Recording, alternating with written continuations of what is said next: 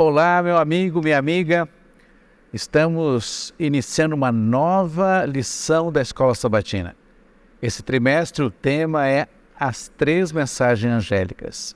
Eu sou João Luiz Marcon, diretor do Seminário Adventista Latino-Americano em Teologia, aqui na Faculdade Adventista do Paraná. E comigo está o pastor Ivanaldo Barbosa. É um prazer tê-los conosco e nesse momento nós iremos orar. Convido você para orar. Vamos inclinar nossa fronte. Pai bondoso, estamos mais uma vez diante da Tua presença e agora ao iniciarmos os estudos e as discussões de uma nova série, um tema empolgante ao nosso coração, à nossa alma, aos nossos sentimentos, sobre o último convite de Deus à humanidade através das 3 grandes mensagens, nós oramos pela Tua presença, pela direção do Teu Santo Espírito, em nosso estudo nesta hora, nós o fazemos em nome de Jesus. Amém. Amém.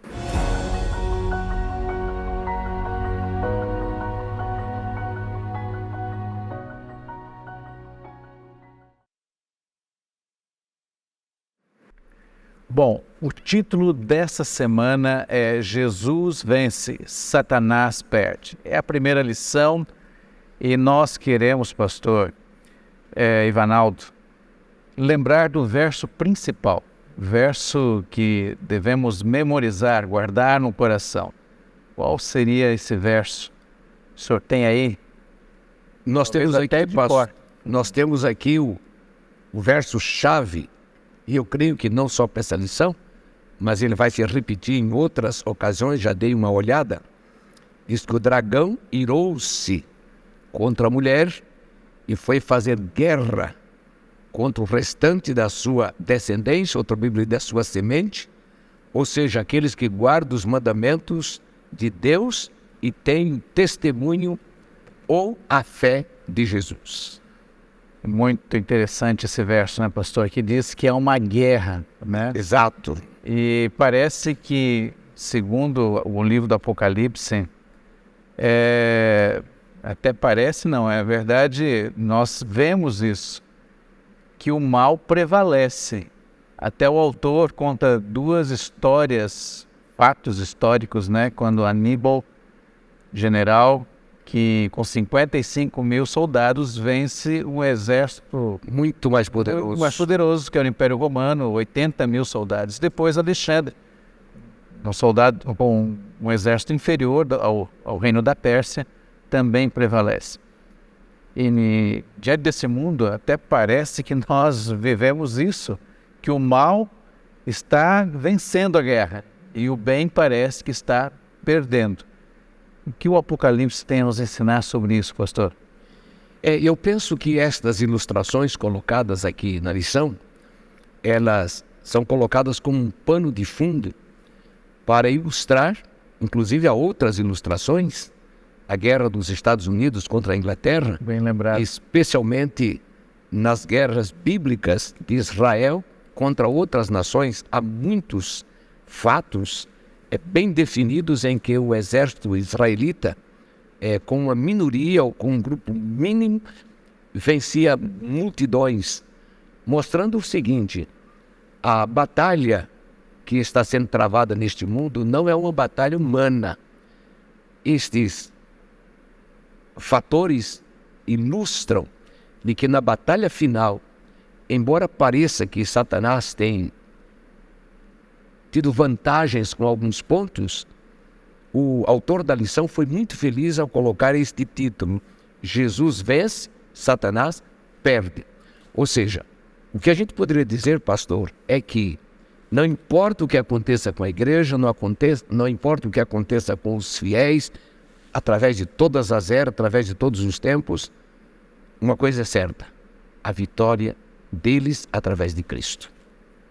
E veja que, já que o senhor falou nessa questão da guerra, do conflito, né? Apocalipse, pastor, ele apresenta que essa guerra, ela começou no céu. A Bíblia chama esse ato de podemos, de rebelião contra Deus ou contra a divindade, o Pai, o Filho e o Espírito Santo, como uma ação misteriosa, né? Uma guerra que surgiu no céu. E quando nós pensamos, pastor Ivanaldo, que Deus deu a liberdade para o ser humano, deu a liberdade para os anjos também, porque Ele poderia ter nos criado de maneira que não escolhêssemos outro caminho, não escolhêssemos fazer aquilo que é errado, somente aquilo que é certo, escolhêssemos, não tivéssemos a questão de decisão, né? Eu fico pensando que justamente a Bíblia fala que, diante de tudo que Deus fez para Lúcifer e todos os anjos, só pode ser um mistério o surgimento do mal. Porque esse direito que o senhor disse, direito de escolha, segundo o que nós temos estudado, somente o amor pode florescer nesse contexto de poder escolher. O amor, na verdade, ele se desenvolve, ele cresce quando há liberdade de escolha. Quando há liberdade para escolher. Pastor, é muito interessante que os nossos ouvintes e os que participam desta lição tenham em mente dois pensamentos no capítulo 12 de Apocalipse, versos 7 a 9. É uma leitura curta. Então houve batalha no céu, Miguel, que é Cristo, e os seus anjos batalhavam contra o dragão, e o dragão e os seus anjos batalhavam. O verso 8 diz, mas não prevaleceram, nem mais o seu lugar se achou nos céus. Então já começa aqui a indicação de que Jesus sempre vence, embora haja perdas. Verso 9 diz, e foi precipitado o grande dragão, antiga serpente, que se chama o diabo e Satanás, que engana todo mundo. Foi precipitado na terra e os seus anjos foram precipitados com ele. Eu tenho lido, pastor Marcon, sobre algumas dificuldades que o povo tem para entender este pequeno pedaço do Apocalipse, porque alguns dizem que esta batalha aqui foi no início, e outros dizem que essa batalha, esta guerra foi na cruz. E alguns têm essa dúvida. Ou outros dizem que após a cruz. Exatamente. Quando Cristo sobe, né? Aí continua a batalha. Então eu gostaria de esclarecer para vocês de que o texto é muito claro, ele se refere primariamente à batalha lá no céu, quando Satanás foi expulso do céu. Essa é uma questão de tempo. Porém, na aplicação do processo, em várias ocasiões, Satanás tinha uma certa liberdade concedida pelo próprio Deus para ir até aos céus. Encontramos isso em Jó, quando Deus pergunta, de onde vens? E Satanás falou, eu venho da terra. Então havia uma certa liberdade de um acesso aos portais do céu, ao que se passava por ali. Porém, pastor, quando Cristo disse na cruz, está consumado, esse direito lhe foi tirado para sempre.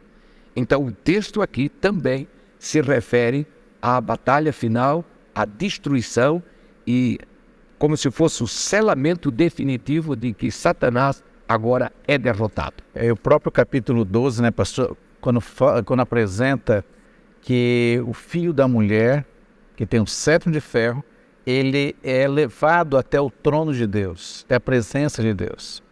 E justamente quando ele é levado à presença de Deus, Satanás, nós vemos aqui, é expulso, é uma guerra. Você não é mais o representante da raça humana. Eu fico pensando, o ouvinte que está conosco agora, de ter o diabo como seu representante. Porque o texto diz, ele é o acusador. Quem quer ter o diabo como representante?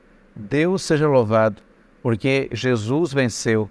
E hoje o nosso bondoso Salvador, aquele que nos ama e pelo seu sangue nos libertou, como diz o Apocalipse, é o meu representante, é o teu representante. Se ele venceu, né, pastor Ivanaldo, podemos ter a certeza que com ele nós também venceremos. Essa é a promessa do Apocalipse. Exato. A vitória daqueles que confiam. O senhor até falou antes, né, em todo o período da história cristã, e antes mesmo, no período de Israel, os fiéis em Cristo prevaleceram.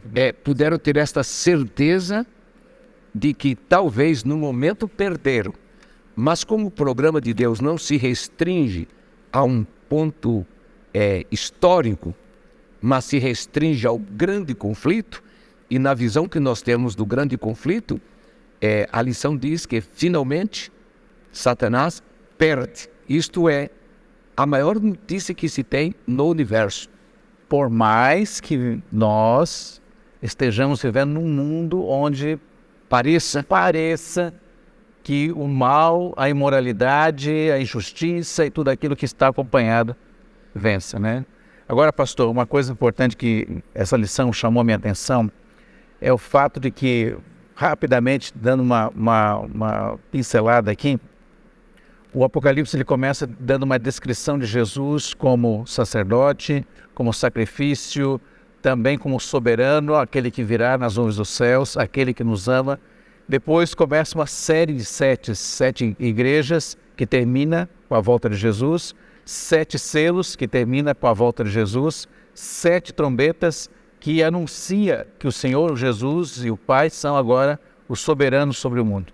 Interessante que na 7ª trombeta, e por que eu estou falando isso? Porque a 7ª trombeta, ela apresenta um juízo. Deus e o Filho, Jesus Cristo, se assentam para julgar. E o texto diz, até no capítulo 11, diz assim, né? O reino do mundo se tornou de nosso Senhor e do seu Cristo, e ele reinará para os séculos dos séculos. E aí nos diz que nesse momento de julgamento, até tem uma descrição no verso 19, que aparece a Arca da Aliança, é um dia do Yom Kippur, o dia da expiação, quando a Arca da Aliança era vista, nos diz que o Senhor Deus se assenta para dar a recompensa a todos, sejam os bons, sejam os maus. E me chama a atenção aqui o fato do seguinte, que diz assim, na verdade as nações se enfureceram, chegou porém a tua ira e o tempo determinado para serem julgados os mortos, para se dar galardão aos teus servos profetas, aos santos e aos que temem o teu nome, tanto os pequenos como os grandes, e para destruírem os que destroem a terra. Apocalipse, ele faz essa introdução, pastor, e tem um quadro completo. Quadro completo. Aí parece que é uma retrospectiva de toda a história, desde, podemos dizer, no momento que Deus chama o seu povo, a igreja, representada aqui por uma mulher, que está esperando uma criança, que é um povo messiânico, um povo que aguarda Jesus Cristo. Aí nós temos a primeira batalha do dragão, Satanás, contra a mulher, que está esperando uma criança que vai governar o mundo. Depois nós temos, então, o primeiro ataque de Satanás contra essa mulher. Depois nós vamos ter um segundo ataque, após os versos que o senhor leu, né? Nós temos um segundo ataque no verso 13, nós temos o dragão, ele vai atrás da mulher, ele persegue a mulher no segundo ataque, e no final, então, nós temos um terceiro ataque, incluindo o ataque lá no céu. Nós teríamos, então, o 4º ataque, e o último ataque, que é o que está no verso 17. Irou-se o dragão contra a mulher e foi pelejar contra o restante da sua descendência, os que guardam os mandamentos de Deus e têm o testemunho de Jesus, e se pôs em pé sobre o mar. Então nós teríamos 3 ataques ao povo de Deus e um ataque lá no céu, né? Não é isso? É uma sequência, Uma sequência. São 4 ataques que nós vemos aqui, uma guerra, uma verdadeira guerra. E nesse momento, a lição, ele usou da interpretação dos símbolos. O dragão representa Satanás, a mulher representa a igreja, o filho do homem representa Jesus, o cetro de ferro representa aqui um domínio, um governo que é invencível e invencível. Me chamou a atenção isso. Então, diante desses 4 ataques,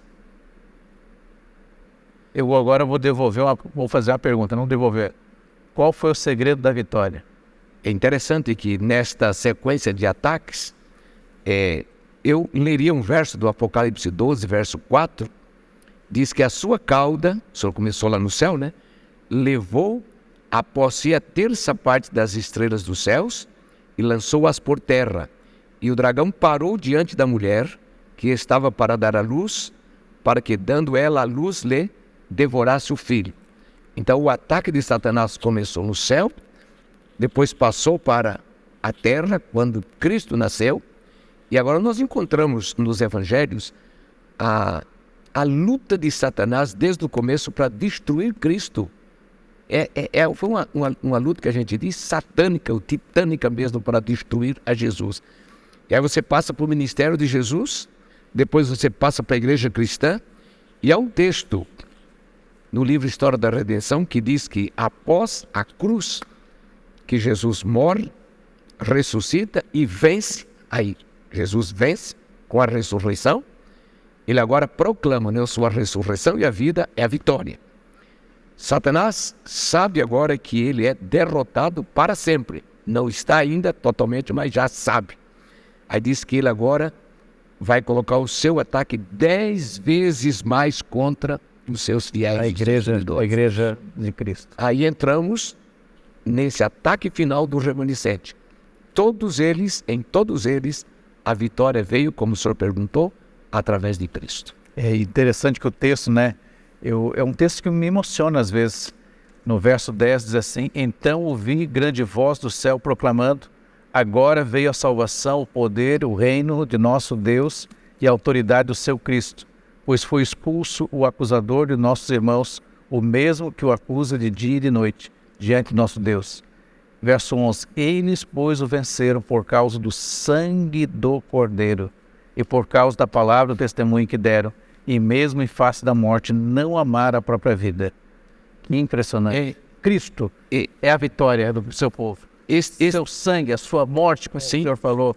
Que coisa maravilhosa, que evangelho. Este é o evangelho. Este capítulo 12, pastor, numa maneira assim, eu diria, didática, se a gente olhar o Apocalipse do capítulo 1 até o 11, nós temos então 11 capítulos. Se eu pular o 12 e eu começar no 13, do 13 até o 22, eu estive dando uma olhada, nós temos 194 versos nessa primeira parte e nós temos 193 versos na segunda parte. Isso mesmo. Não é nada matemático, mas é uma ideia. Eu ia fazer esse comentário. Nós estamos aqui tão sincronizados, tão unidos, que eu ia comentar esse pensamento. E o capítulo 12, então, eu digo assim, ele está no meio do Apocalipse. E quando eu olho para isso, eu olho o capítulo 12. E no meio do capítulo 12 está a expulsão de Satanás, esse grande conflito tornado visível. E no meio do grande conflito está o verso 10 que o senhor leu, que é: então ouvi uma grande voz no céu que dizia: agora é chegada a salvação e o poder e o reino do nosso Deus e a autoridade do seu Cristo, porque já foi lançado fora o acusador dos nossos irmãos, o qual diante de Deus nos acusava de dia e de noite. Então, para mim, o verso 10 é o centro do Apocalipse, o centro do grande conflito e o centro do capítulo 12, que é a vitória de Cristo na cruz. Eu ia fazer esse comentário, que bom que o senhor fez, justamente que são 194 versos até o capítulo 12, verso 1, e 193 versos. Agora, se nós pegássemos o último verso 17 do capítulo 12, como alguns fazem, que dividem ele por 2, tendo 18 versos, os dois principais versos, quais são? O verso 9 e o 10. E o verso 10. E esses versos são o quê? A vitória de Cristo na cruz. Então, veja que interessante, quando eu li ali, pastor, no capítulo 11, o reino do mundo se tornou de nosso Senhor e do seu Cristo, e ele reinará pelos séculos dos séculos. Esse é um conceito que está em Daniel capítulo 7 e capítulo 8. A grande questão é que o verso que o senhor acabou de ler diz assim: agora veio a salvação, o poder e o reino de nosso Deus e a autoridade do seu Cristo. Essa é uma referência à cruz, né? Justamente. Finalmente Cristo. Justamente, eu ia falar justamente isso. Cristo, no capítulo 11, verso 15, recebe o reino por causa da cruz. Sim. Por causa da cruz. A vitória, o senhor mencionou até a história da redenção e a ressurreição de Cristo. Prezado ouvinte, isso é muito significativo para todos nós. Às vezes você está numa luta, num conflito ali, vícios, às vezes fraquezas, e você diz: mas como eu posso ser fiel a Jesus? Como eu posso seguir a Jesus? O texto está nos convidando a confiarmos, exercermos nossa confiança no Salvador, no poderoso Salvador, que já venceu por você. E ele convida você a entrar nessa vitória, na vitória dele. Esse é o poder do Evangelho que o apóstolo Paulo tanto falou e que vivenciou e que disse em Romanos, que o Evangelho é o poder de Deus para a salvação. Não importa como você se encontra hoje, o Senhor Jesus, Ele dá a vitória àqueles que confiam, porque Ele já venceu o mal. Mas, pastor, continuando aqui... Eu só queria fazer um pequeno... continuação desse seu pensamento. O senhor se dirigiu para o ouvinte para que alguns não se sintam derrotados, frustrados, com alguma perda ou com a sua situação diante de Deus.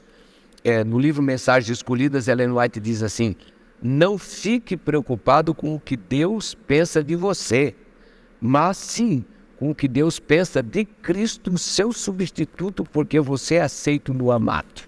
Então, quando nós completamos esse quadro, respondemos a sua pergunta de que a nossa vitória como cristãos não depende de nossos esforços, mas de nossa confiança na vitória de Cristo. O senhor falou que na questão de nossas fraquezas, né, também não devemos olhar para elas, né? Nós devemos olhar justamente para Jesus. A vitória que Ele nos dá. Jesus. E quando Satanás vier, justamente o acusador, né? Você não serve, Deus não te ama mais, colocar você no pó. Você possa dizer, em nome de Jesus, Jesus, aquele que me ama e pelo seu sangue me libertou dos meus pecados. Apocalipse capítulo 1, verso 5. Amém. É aquele que nos libertou. E veja, pastor, o senhor já introduziu aqui a parte aceitando essa vitória de Jesus. É o verso 12 do capítulo 10 e também o verso 11 do capítulo 12 também, os versos 10 e 11 do capítulo 12, né? E aí, pastor, eu gostaria de enfatizar a parte de quarta-feira, nós estamos já indo para o final, onde a mulher está no deserto. E o texto de Apocalipse apresenta 5 vezes um período de tempo, que tem certo significado. Um tempo, 2 tempos, metade de um tempo, ou 1260 dias, ou então 42 meses. Que, na verdade, é a mesma coisa. E que no Apocalipse, no livro de Daniel, aparece mais 2 vezes, no Daniel capítulo 7 e Daniel capítulo 12. Capítulo 7 para descrever o poder, o tempo do anticristo, do governo do anticristo no mundo, e o capítulo 12 para dizer que o poder opressor deixaria em paz a igreja a partir de 1260 anos proféticos, né? Pastor, o que nós vemos aqui nesse período de perseguição que a igreja teve? Como nós podemos aqui entender esse período, né? Eu penso, pastor, que esse é um período específico, né, mencionado. Nós temos outros períodos também mencionados na Bíblia, como Apocalipse, onde fala no período da segunda igreja. Ele diz, você terá uma tribulação de 10 dias ou 10 anos, se referindo a um período de ferocidade de Diocleciano, e outros períodos que são notadamente marcados. Na minha concepção, Deus está dizendo o seguinte: não importa o que aconteça, aparentemente pode parecer que o mal está vencendo, pode parecer que Satanás está ganhando a batalha, mas há alguns marcos que Deus diz aqui, ali, acolá, onde Ele mostra o seu poder absoluto para deter esta maneira como Satanás continua fazendo sua obra. Deus está dizendo o quê? Eu tenho o controle. Eu gostei desses 4 versos que estão aqui na parte de quarta-feira. Diz assim, o autor, pastor, colocou, Apocalipse 12, 6, usa a frase, onde Deus lhe havia preparado um lugar. Ou seja, não foi uma surpresa, Deus já tinha um plano, e eu vou preparar um lugar para proteger a mulher. O segundo verso diz, que é o verso 14, declara que a mulher foi sustentada no deserto por esse período. Embora um período de perseguição, a mulher foi sustentada.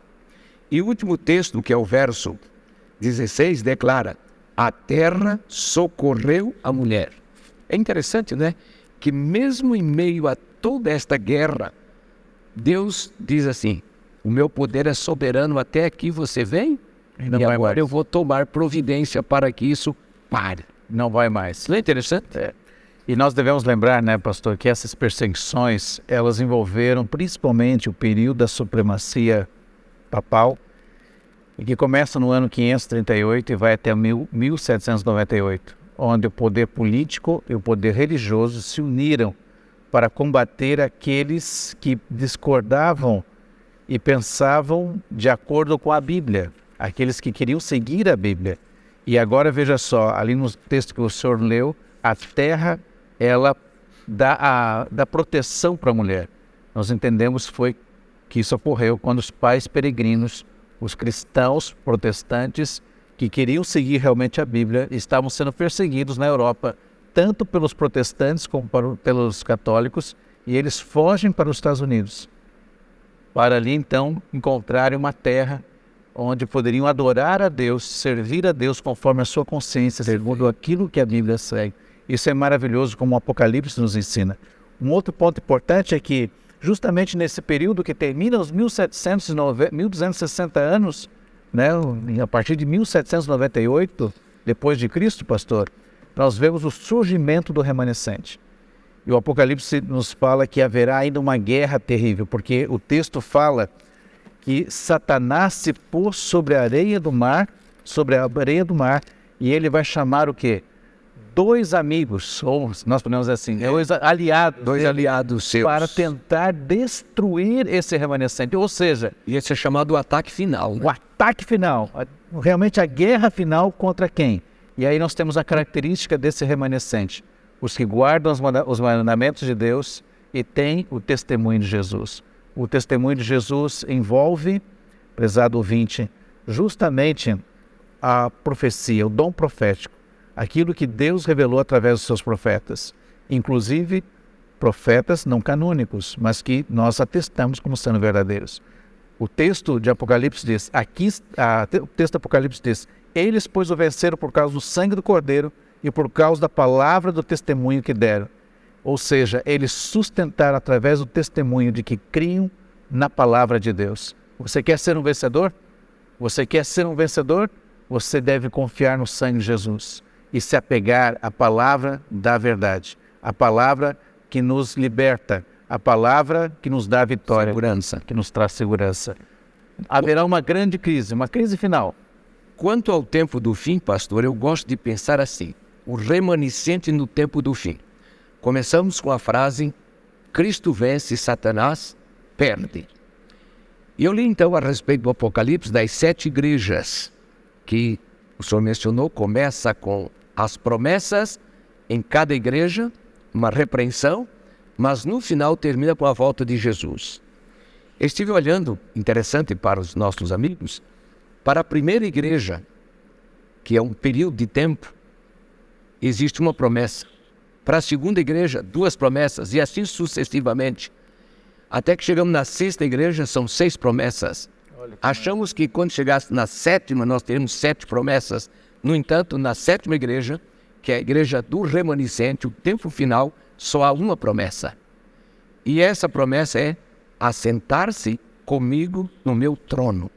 Ou seja, nesta promessa, todas as demais estão envolvidas. Olha só que impressionante. Então eu queria dizer para você, meu caro ouvinte, tenha esta convicção. Embora passemos por crises, dificuldades ou desafios, a vitória é certa. Cristo promete nos dar este direito, Ele nos dá o direito de nos assentarmos com Ele em seu trono, e isto é a vitória final. Que Deus te abençoe. Até a próxima lição, que vai falar sobre as decisões de nossa vida. Esteja preparado para nos ouvir em outra ocasião. Que Deus o abençoe. Pastor Marcon fará a oração final. Vamos orar então. Querido Deus, nosso Pai que estás nos céus, que privilégio saber que nós somos teus filhos através de Jesus Cristo.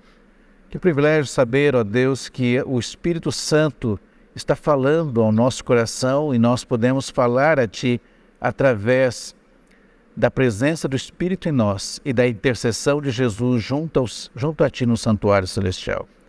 Ó Pai, queremos agradecer porque através de Jesus somos vencedores. Amém. Através de Jesus nós podemos vencer e estarmos um dia junto contigo, nos assentarmos no trono celestial.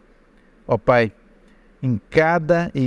para cada igreja o Senhor fez uma promessa: aquele que vencer herdará, aquele que vencer herdará. São 7 maravilhosas promessas que o Senhor tem feito à sua igreja e queremos, ó Pai, crermos nessas promessas.